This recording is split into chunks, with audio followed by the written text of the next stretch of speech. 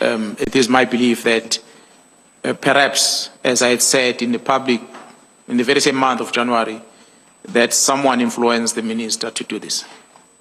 Now, and I did qualify that that is your conclusion, and in this paragraph at least, you don't substantiate that conclusion or provide a basis for that conclusion. My question to you is, do you personally have any evidence, or is there anyone within the investigative arm or involved in the investigations who would be able to adduce sufficient evidence to at least support the conclusion you have drawn? Do you know of the existence of such evidence? Commissioners, I am aware of the evidence that was extracted as the team in Gauteng were investigating, which made me reach the conclusion that indeed this is what made someone to influence the minister to close it.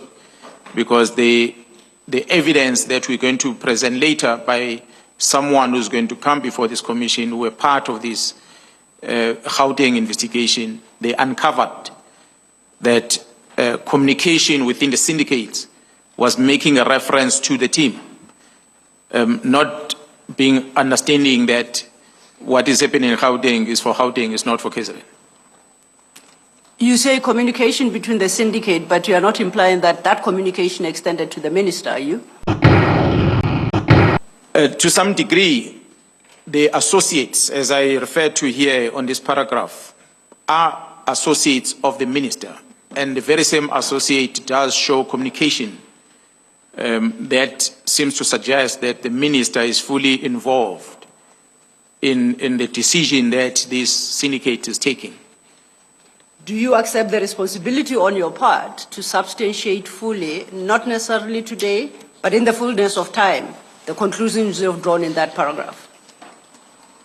Yes, Commissioners, evidence is there on the record, although some of it will perhaps require to be covered in camera, but the evidence is there that will support my conclusion on this.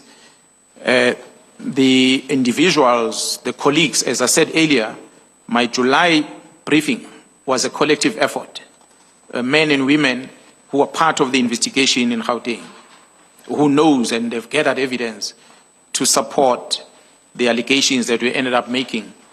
And they are going to come before this commission and they're going to present that evidence.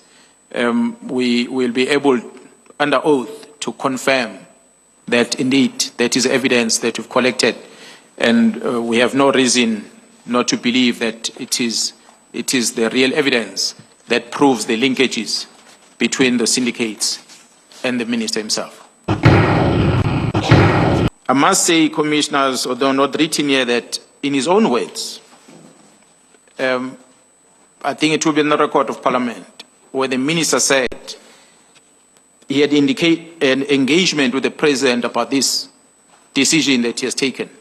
So that's why he stands by his decision. So, which then is strange because the National Commission has never received anything to counter that. So it remains his utterances that we do not know whether he can justify on why he reached that conclusion.